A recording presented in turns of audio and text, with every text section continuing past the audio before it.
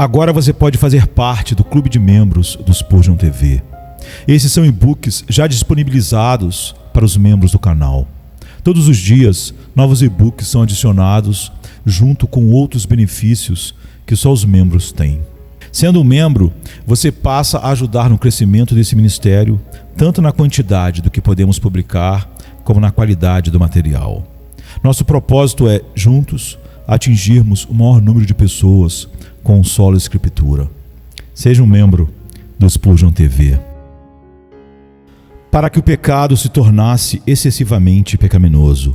Romanos 7:13. Paulo, para expor o mal formidável que está no pecado, expressa-o assim. Ele não poderia encontrar nada mais maligno e odioso para expressar o pecado do que ele mesmo, o próprio pecado. O pecado é um mal tão grande que não pode ter um epíteto pior do que ele mesmo para ser dado a ele. Paulo não pode chamá-lo pior do que por seu próprio nome, pecado extremamente pecaminoso. Se ele tivesse dito que o pecado é uma armadilha, uma serpente, uma víbora, um sapo venenoso, uma praga, um demônio, um inferno e etc., ele teria dito muito, mas ainda não o suficiente para expor o mal transcendente que está no pecado. Portanto, ele o chama de pecado excessivamente pecaminoso. Todos os outros males são externos. Eles atingem apenas o nome, o corpo, o estado, a vida. Mas o pecado é um mal interior, um mal espiritual, um mal que atinge a alma preciosa e imortal, e, portanto, é o maior mal. A morte põe fim a todos os outros males, quer seja pobreza, doença, desgraça, escárnio, desprezo, aflições, perdas, etc. Mas o pecado é um mal tão grande que a própria morte não pode acabar com ele. A própria eternidade nunca porá um fim, um término a este mal dos males. Todos os outros males nunca podem fazer de um homem o objeto da ira e do ódio de Deus. Um homem pode ser pobre e ainda precioso aos olhos de Deus. Ele pode ser muito abominado pelo mundo e ainda altamente honrado por Deus. Ele pode ser rebaixado pelos homens e ainda assim exaltado por Deus. Mas o pecado é um mal tão grande que sujeita a alma do pecador à ira e ao ódio de Deus. Todos os outros males atingem o bem-estar presente de um homem, mas o pecado atinge o bem-estar eterno de um homem. Todos os outros males nunca podem impedir a comunhão de um homem com Deus. Um homem pode ter comunhão com Deus na pobreza, na doença, na prisão, no banimento. Mas o pecado é um mal tão grande que interrompe a comunhão com Deus, corta a comunhão com Deus. Todos os males externos são criaturas de Deus. Existe algum mal na cidade que o Senhor não tenha feito? Mas o pecado é o pirralho do diabo.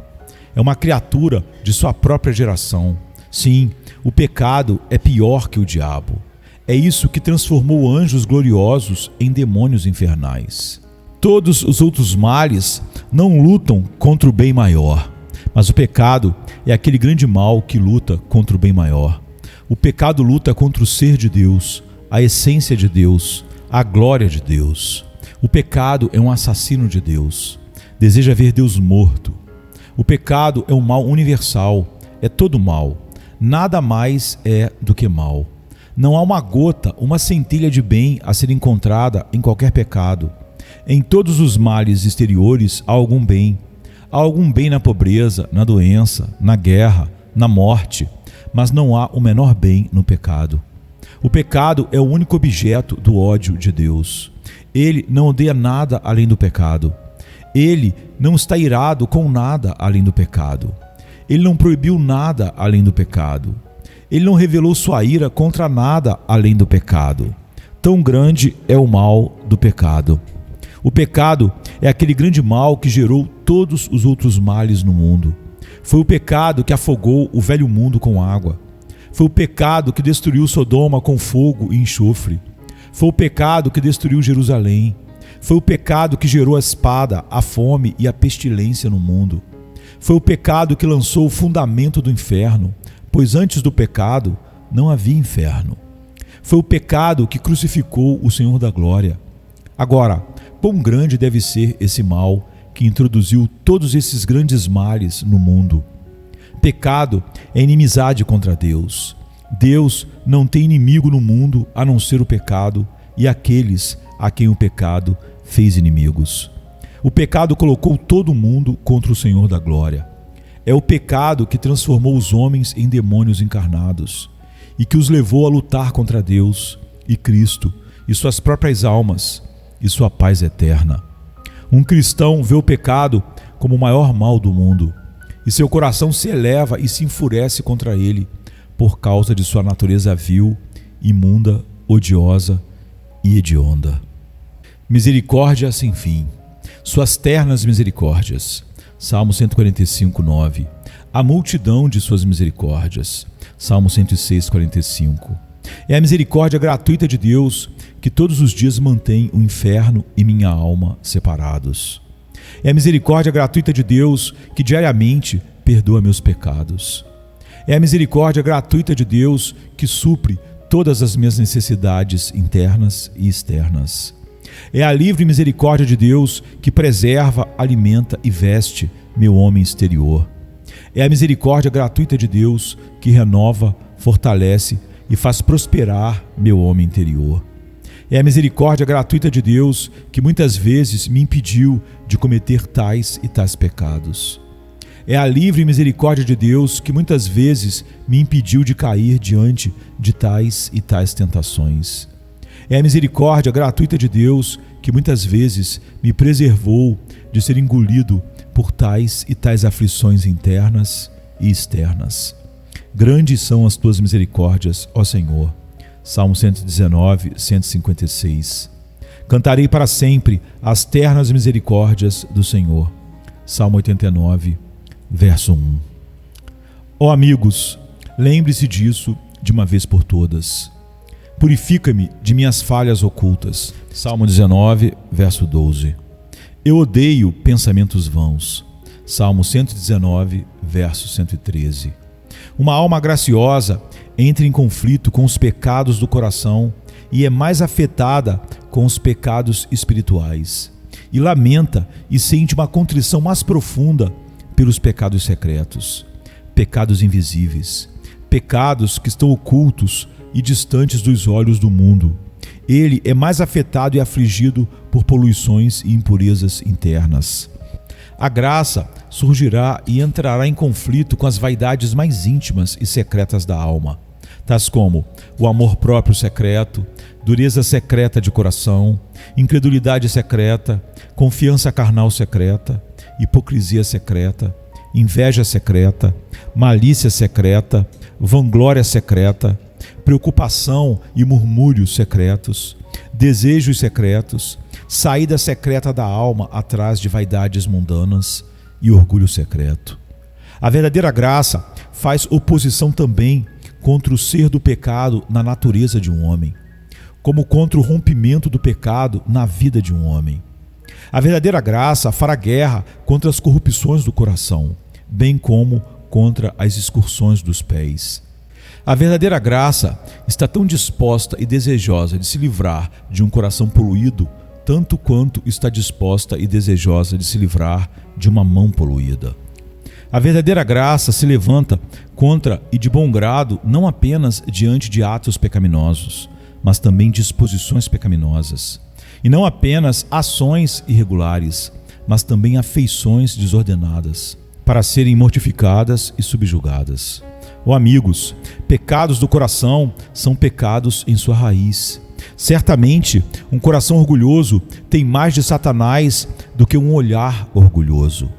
E um coração lascivo é mais vil do que um olho lascivo. Portanto, a verdadeira graça faz guerra contra os pecados do coração, contra os pecados espirituais, contra os pecados mais íntimos e secretos, contra aqueles mesmos pecados que não estão ao alcance do olhar penetrante do homem mais conhecedor ou observador do mundo, mas são óbvios apenas para um olho onisciente. As convicções espirituais podem atingir os pecados mais íntimos, secretos, espirituais e indiscerníveis. Certamente, esse é o coração regenerado.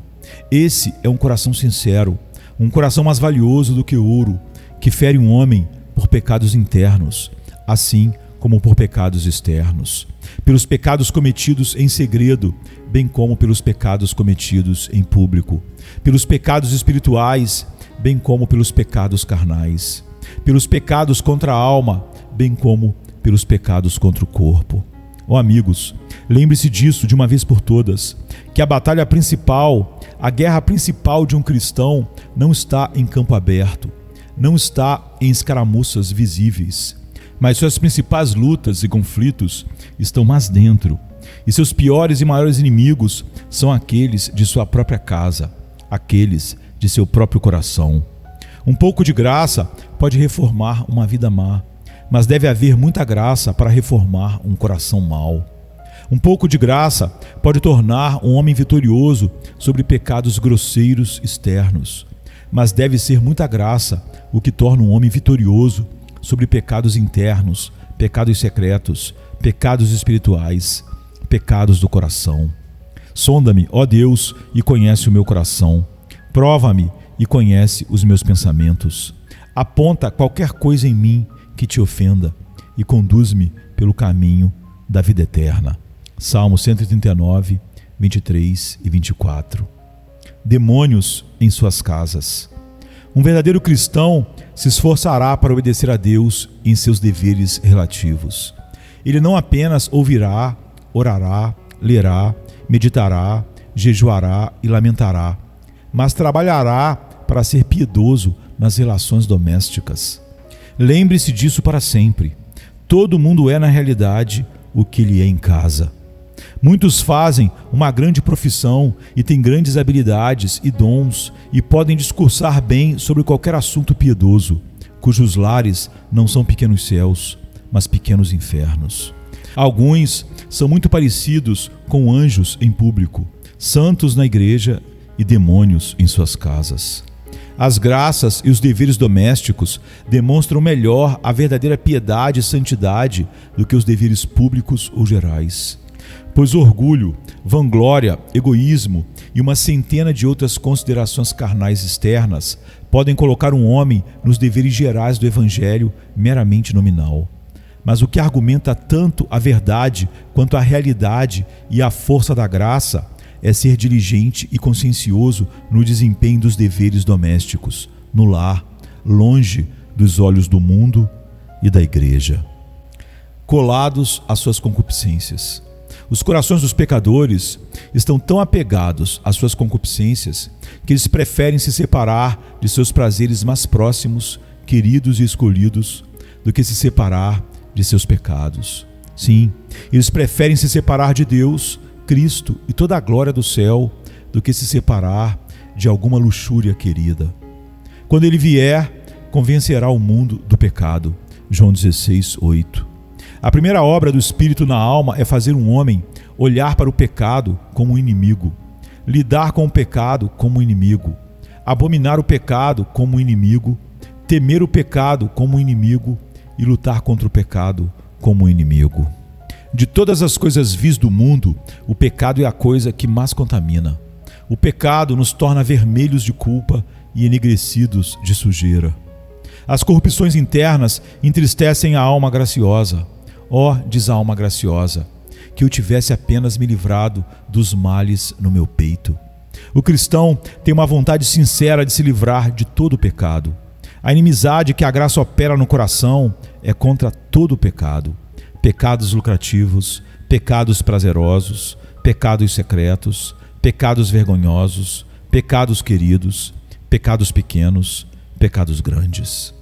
É certo que o pecado é mais aflitivo para uma alma graciosa do que todas as perdas, cruzes, problemas e provações que ela encontra no mundo. A verdadeira graça não deixaria nenhum cananeu na Terra Santa. Ela quer todos os egípcios afogados no mar vermelho do sangue de Cristo. Eu odeio todo o caminho falso. Salmo 139, 24. A graça salvadora torna um homem tão disposto a deixar suas amadas concupiscências como um escravo está disposto a deixar suas correntes, ou um prisioneiro deseja deixar sua masmorra, ou um mendigo deseja deixar seus trapos. Um coração sincero prefere livrar-se dos seus pecados do que dos seus sofrimentos. Sim, ele prefere livrar-se dos menores pecados do que dos maiores sofrimentos. Hipocrisia. O único cuidado do hipócrita é manter sua vida exterior livre de contaminação. Mas o cuidado do cristão sincero é principalmente guardar seu coração da corrupção, pois ele sabe muito bem que, se puder manter seu coração puro, com mais facilidade manterá sua vida limpa.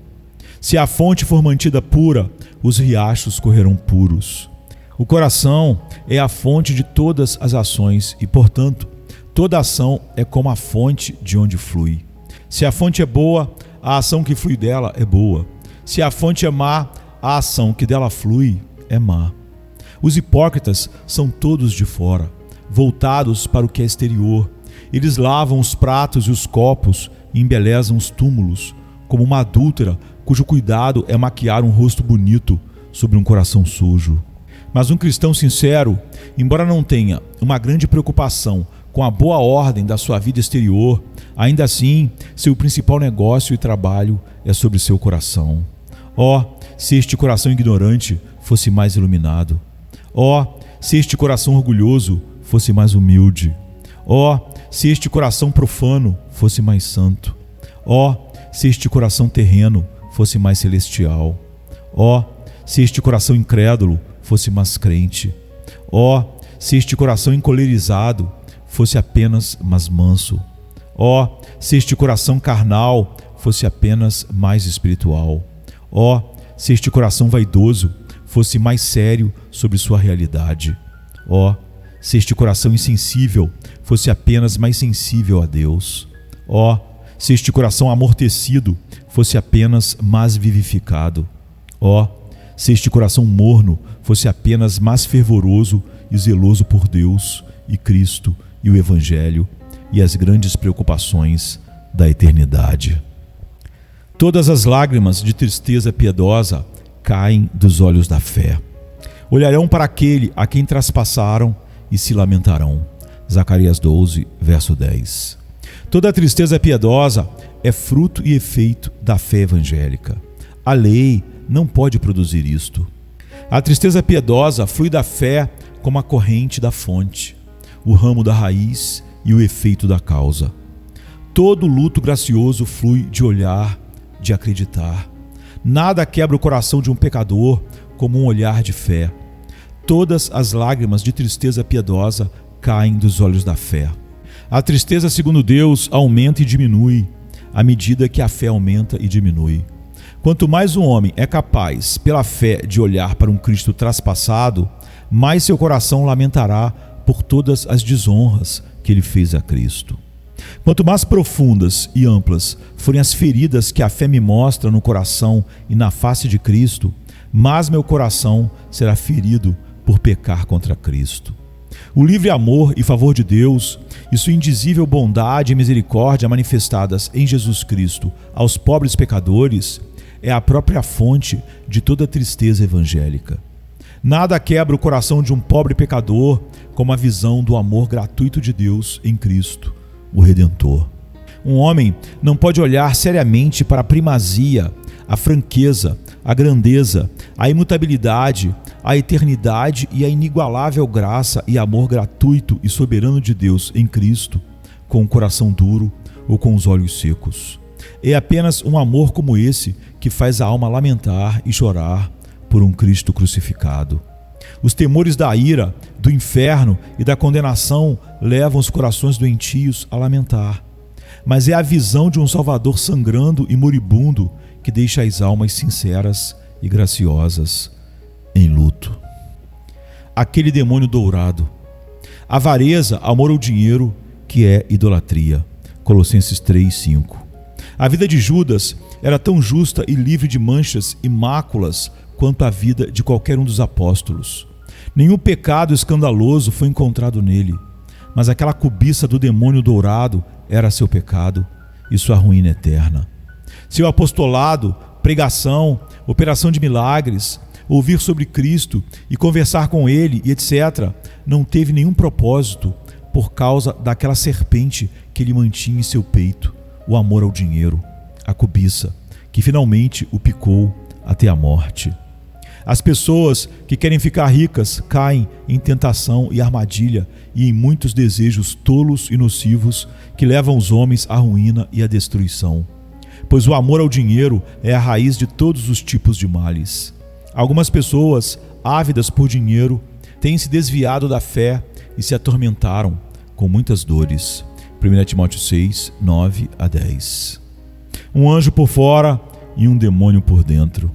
Hipócritas, vocês são tão cuidadosos em limpar o exterior do copo e do prato, mas estão cheios de auto-indulgência. Mateus 23, 25. O exterior de um hipócrita nunca corresponde ao seu interior. O exterior do hipócrita é uma coisa e o seu interior é outra. O exterior do hipócrita é religioso, mas o seu interior é perverso. Os hipócritas são como os templos egípcios, que eram lindos por fora, mas por dentro não havia nada a ser encontrado além de serpentes, crocodilos e outras criaturas venenosas. Eles são como prata branca, mas desenham linhas negras. Eles parecem santificados por fora, mas estão cheios de malícia, orgulho, mundanismo, inveja e etc. Eles são como grossas cortinas de janela, feitas de veludo e ricamente bordadas, mas recheadas de feno por dentro. Um hipócrita pode oferecer sacrifício com Caim, e jejuar com Jezebel, e se humilhar com Acabe, e lamentar com as lágrimas de Esaú, e beijar a Cristo com Judas, e seguir a Cristo com Demas, e ser batizado com Simão, o mago, e ainda com tudo isso, seu interior é tão ruim quanto qualquer um deles.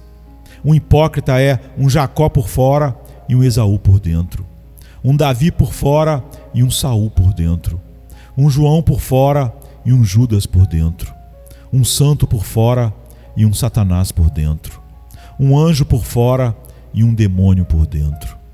Mas deixe todos esses hipócritas saberem que fingir santidade é dupla iniquidade, e, portanto, finalmente eles serão tratados. Suas cobras, raças de víboras, como vocês escaparão de serem condenados ao inferno? Mateus 23, 33. Bem-aventurados os pobres de espírito. Bem-aventurados os pobres de espírito, porque deles é o reino dos céus. Mateus 5, 3. Bem-aventurados os pobres de espírito, isto é, o quebrantado e humilde de coração, que não tem altos pensamentos ou vaidade de si mesmo, mas é humilde aos seus próprios olhos, como uma criança. Abençoados são os pobres de espírito, isto é, aquele que não tem espírito altivo ou arrogante. Os pobres de espírito são aqueles que são humildes, sendo verdadeiramente conscientes de sua própria indignidade. Ninguém é pobre de espírito, exceto os humildes. Abençoados são os pobres de espírito, isto é, bem-aventurados aqueles que são verdadeira e sinceramente sensíveis às suas necessidades espirituais, pobreza e miséria. Eles veem uma total incapacidade e insuficiência em si mesmos e em todas as outras criaturas para libertá-los de seu estado pecaminoso e miserável. Eles não veem nada em si mesmos sobre o qual ousam arriscar seus estados eternos e nem merecimento no tempo. E, portanto, voam para a livre, rica, soberana e gloriosa graça de Deus em Cristo, como para o seu único e seguro santuário. Eles veem sua necessidade de graça gratuita de Deus para perdoá-los. Eles veem sua necessidade da justiça de Cristo para vesti-los. Eles veem sua necessidade do Espírito de Cristo para purificá-los, transformá-los e santificá-los.